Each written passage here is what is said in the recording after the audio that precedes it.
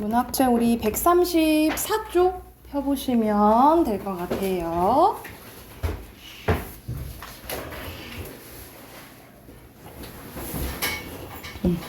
자, 134쪽 보면은 김광섭의 성북동 비둘기. 자, 성북동 비둘기라는 이제 작품인데요. 보면은 시인이자 이 사람 이제 독립운동가였고, 자, 작품 기간 봐볼게요. 자유시 서정시면서 상징적 또는 우의적, 비판적이 나와 있는데, 이런 우의적 동그라 해볼게요. 우리가 우의적은 어떻게 생각하시면 되냐면 직접적으로 얘기하지 않는 걸 얘기해요. 약간 돌려 이제 얘기하는 거고, 보통 뭐라고 생각하시면 되냐면, 예를 들어서 우화소설 있잖아요, 여러분. 우화소설은 뭐지? 동물이 주인공인 소설을 우화소설이라 하잖아요. 그래서 막 이솝우화라고 하잖아요, 그치? 그래서 동물들을 주인공으로 내세워서 사실 어떤 얘기하고 싶은 거냐면 인간사를 얘기하고 싶은 거, 인간을 얘기하고 싶은 거지. 그래서 우리가 동물을 주인공으로 해서 이제 인간 얘기를 하면 이걸 이제 우의적이라고 하거든요. 그래서 되게 비유적이면서도 약간 돌려 말하는, 약간 간접적이라고 생각하시면 될 것 같아요. 약간 돌려 말하는 건 이제 우의적이라고 생각하시면 될 것 같아요. 자, 성북동 비둘기라고 이제 나왔는데, 어떤 이제 내용인지 한번 봐볼게요. 자, 성북동 산에 번지가 새로 생기면서, 여러분, 번지는 여러분은 좀 익숙하지 않을 거예요. 우리가 지금 주소 이름이 이제 무슨 길 하고 숫자로 이렇게 돼 있잖아요, 그치? 근데 예전에는 무슨 동 몇 번지, 뭐 11-1번지 뭐 이런 식으로 이제 썼거든요. 그래서 이 번지는 주소를 이제 얘기하는 거고요. 주소가 생겼다라는 거는 인간이 이제 만든 거잖아, 그치? 그래서 이걸 크게 생각하면은 인간의 약간 문명이라고 생각하시면 될 것 같아요.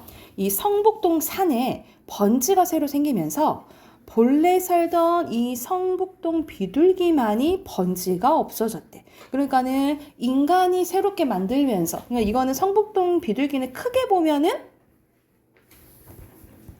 자연이라고 보시면 되겠죠. 크게 보면 이제 자연인 거야. 근데 자연의 집이 없어졌다 이렇게 보면 되겠죠. 그렇죠? 인간 때문에 자연의 집이 없어진 거예요. 새벽부터 돌개는 산울림을 떨다가, 돌개는 산울림, 뭐 청각적 심상도 쓰였지만 여기서는 우리가 돌개는 산울림이란 우리가 보통 다이너마이트 막 폭발하면 산 이렇게 밀어버리려면 터트리잖아, 그치? 그걸로 인한 울림을 돌개는 산울림이라고 한 거예요. 그래서 여기서는 이제 자연을 파괴하는 것을 의미한다라고 보시면 돼요. 자연을 이제 파괴하는 거죠. 가슴에 금이 갔대요. 그래서 여기서는 이 자연의 파괴로 인해서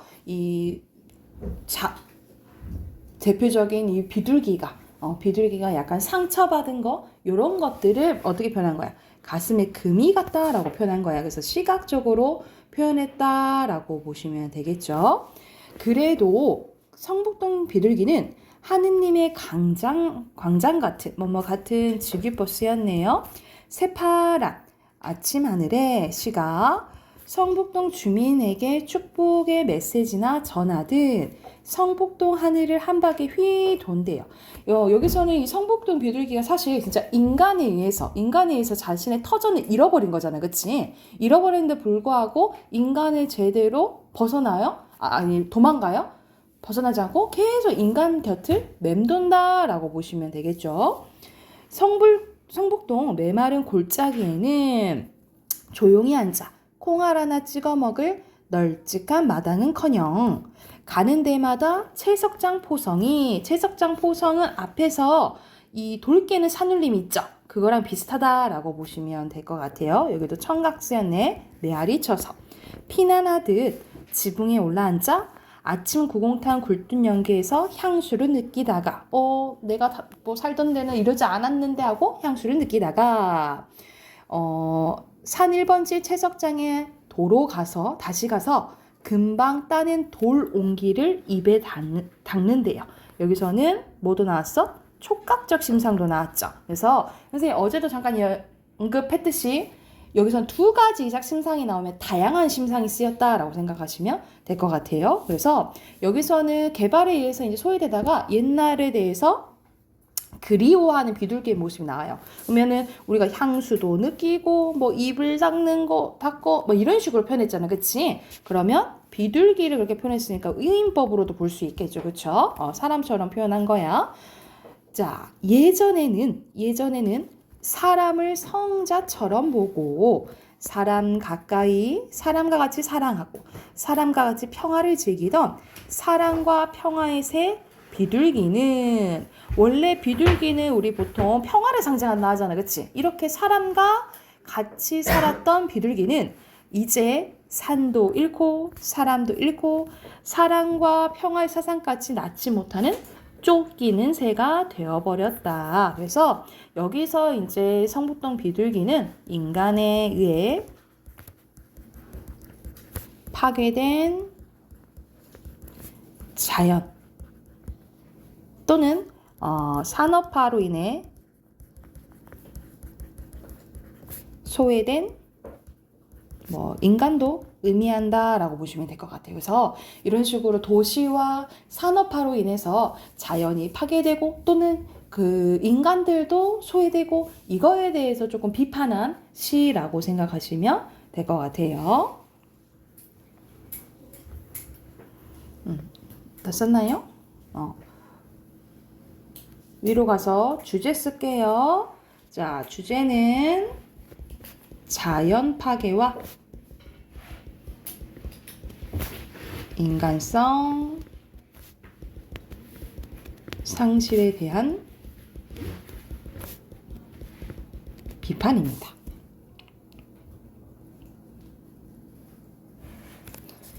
주제 쓰셨으면 135쪽, 136쪽 쓸게요. 풀게요. 답 확인해볼까요? 자, 135쪽 봐보자. 여기서는 적절한 거네. 너무 딱 보인다, 그치? 이 전체적으로 비둘기를 통해서 이제 이야기를 해서 우의적이라 했죠, 그쵸? 5번이고요.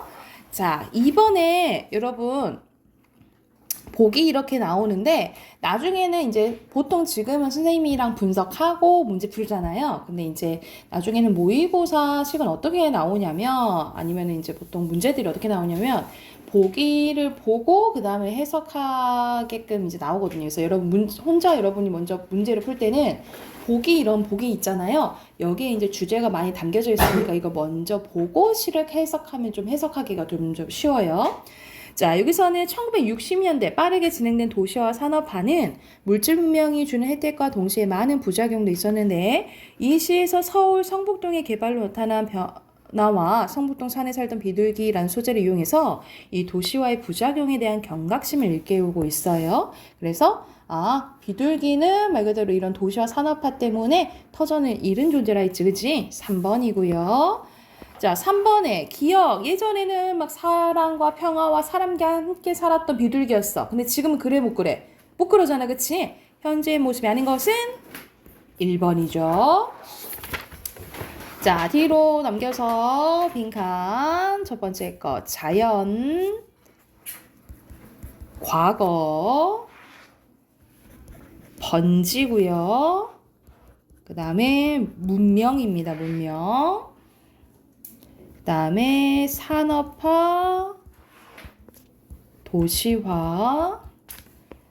그리고 주제는 자연 파괴와 인간성 상실에 대한 비판입니다. 됐나요? 비문학 꺼내보세요.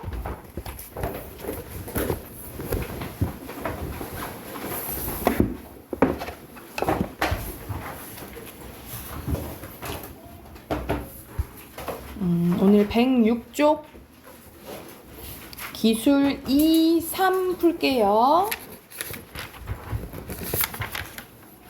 113쪽까지 푸시면 됩니다.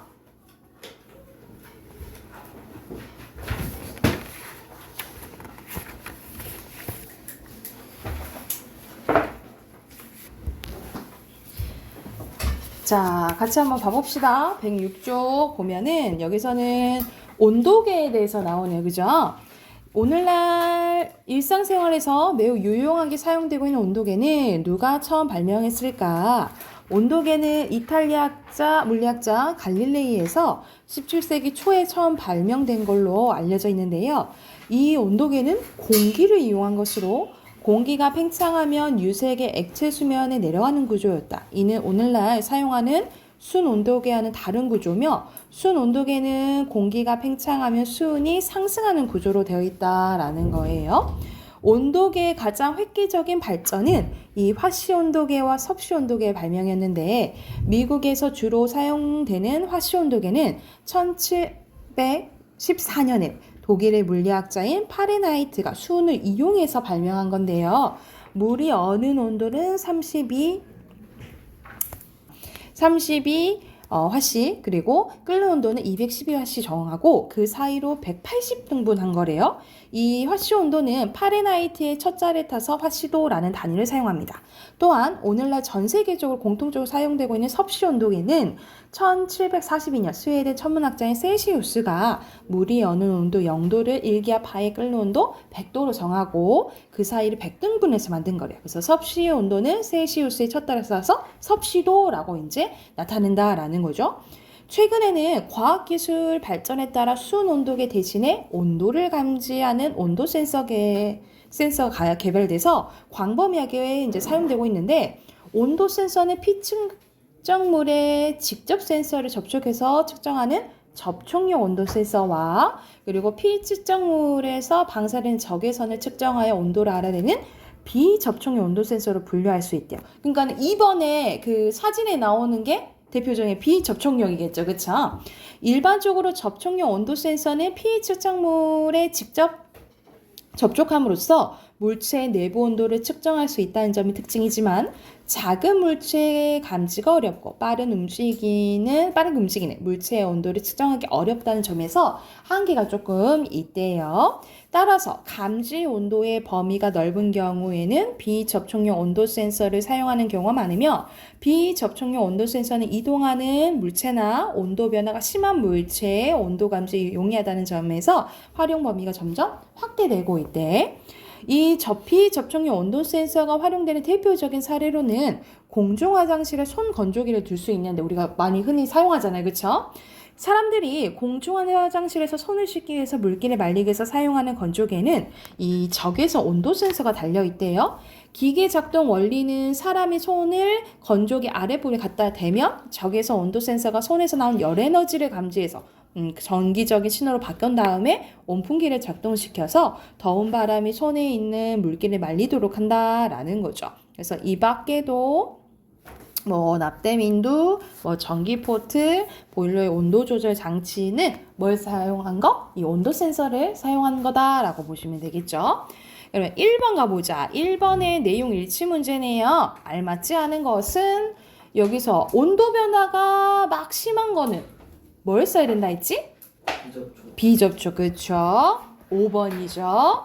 그리고 2번에 적절한 것은 이거는 아까 전에도 비접촉이라 했잖아요. 그치? 적절한 거 4번이죠. 자, 뒤로 넘겨서 문단끼리 이어볼게요. 첫 번째 거, 세 번째 거, 두 번째 거, 마지막. 그리고 빈칸 첫 번째 거 공기 올라감 180 올라감 100 그 다음에 접촉 감지 넓은 이동 심한 그 다음에 손 건조기 쓰시면 되고 어휘 순서대로 팽창 획기적 방역 접촉 여기서는 무게를 미리 측정 작동이죠.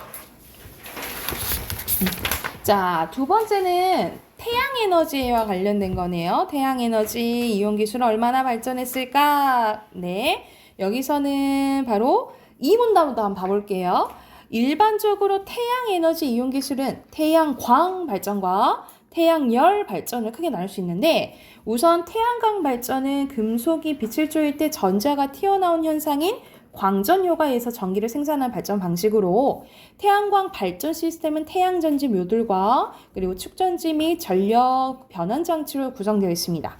그리고 태양열 발전은 태양광선의 파동 성질을 이용해서 전기를 생산하는 발전 방식으로 태양열 흡수, 저장, 열 변환 과정을 통해 건물의 냉난방과 급탕이 활용되고 있대요. 그래서 우리가 그 태양열 그 판 많이 보죠, 여러분?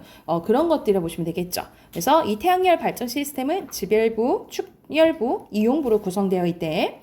태양 에너지 이용 기술은 친환경적인 발전 방식으로 대기의 오염이나 소음을 발생하는 것이 거의 없고 에너지원이 무한해서 화석 연료와 같이 고갈될 염려가 없다는 점에서 매력적이래요. 최근에는 태양광 발전 기술이 국내적으로 큰 주목을 받고 있는데 태양전지의 핵심으로 하는 태양광 발전은 다양한 크기로 시스템을 구성할 수 있다는 장점 때문에 실제 적용에 매우 유용한데요.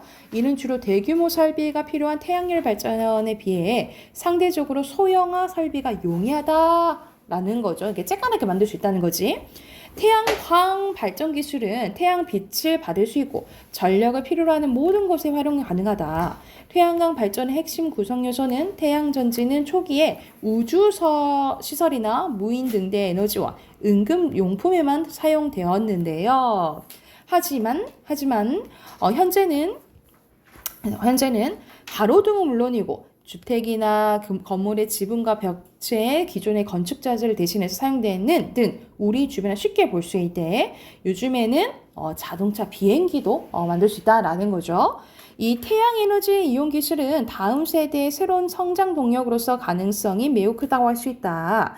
해외에서는 이미 오래전부터 태양에너지 이용에 관한 연구 개발이 국가적 차원에서 계획하고 추진해 왔으며 선진국들은 관련 기술을 상당 부분 선점하고 있는 상태다. 그리고 국내에서도 지금 많이 연구를 하고 있다라는 이제 내용이네요.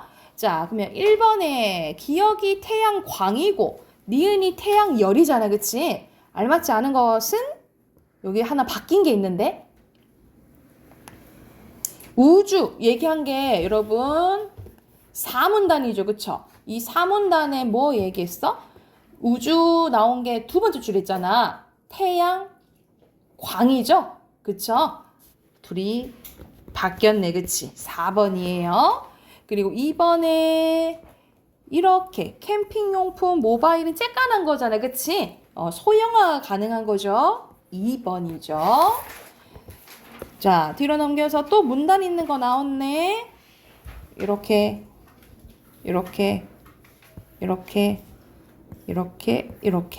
이으시면 되고요. 됐나요? 자, 빈칸 왼쪽부터 넣을게요. 광전 효과, 태양 전지, 오른쪽에 파동, 친, 환경적, 고갈, 오른쪽에 자 햇볕을 여러분 쬐지라고 해야 돼. 쬐지 못해. X, O, O고요. 그 다음에 O, 목표를 향해서 밀고 나아가는 거는 여러분 추진이에요. 추진. X, O입니다. 됐나요? 우리 마지막 문법 꺼내봅시다.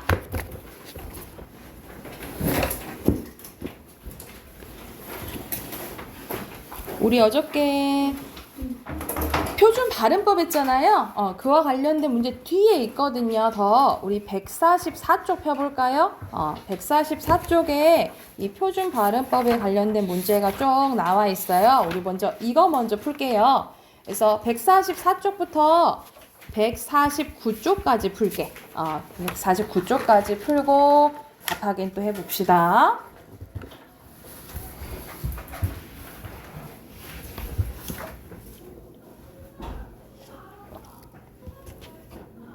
우리 먼저 그 선생님이 준 프린트 네, 우선은 이거 채점하고 이어서 풀게요.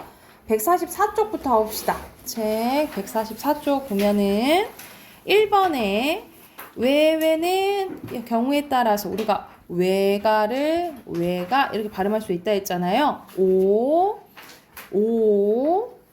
안팎 표기랑 발음 다르죠. X, 오, 막다예요.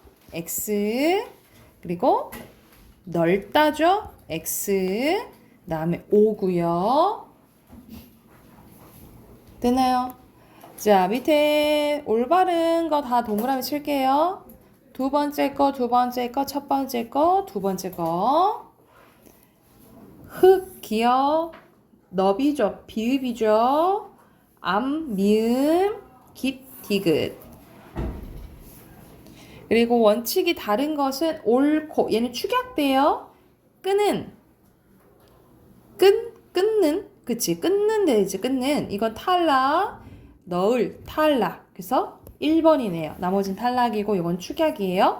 그리고 17번에 발음이 적절한 거. 의장, 고쳐, 은혜. 이거는 그대로 발음되겠죠? 연 띄우기. 4번이고요. 받침이 다른 거. 물빛, 좋다죠. 좋다. 이렇게 돼. 빗질, 멋지다, 같이. 2번 다르네요. 뒤로 넘겨서. 자, 여기서 적절한 거 고르는 거네요. 고쳐, 의래, 똑같이 의래, 주래에서 그대로, 얘랑 얘는 그대로죠? 3번이네요. 자, 의가 두 가지로 가능한 거 고르라네. 이거는 하나밖에 안 되죠? 이것도 하나밖에 안 돼. 이건 가능, 하나밖에 안 되고, 가능. 그래서 3번이고요. 3번에 받침이 다른 것은 나머지는 디귿이고, 이거는 비읍이네. 5번이고, 발음 절절한 거. 곰따, 읍고, 할따, 왜 고리예요? 4번이에요. 자, 5번에 여기서는 원리를 파악한 사람은 리을 기억은 기억이 원칙이라 했지, 그치? 근데 뒤에 기억이 오면 리을로 발음된다 했잖아요, 그쵸? 그거 고르면 되겠지. 5번이에요. 환경에 따라 달라진다 이 말이야. 그리고 6번에 많아 하고 이거는 히읗 탈락되죠? 탈락되는 거 고르면 이건 안에 니은 되는 거고 안은 이게 탈락되네. 2번이에요. 다른 거 이건 안 따고요. 이건 안 따가 돼. 따. 이건 안 타가 되죠. 5번이에요.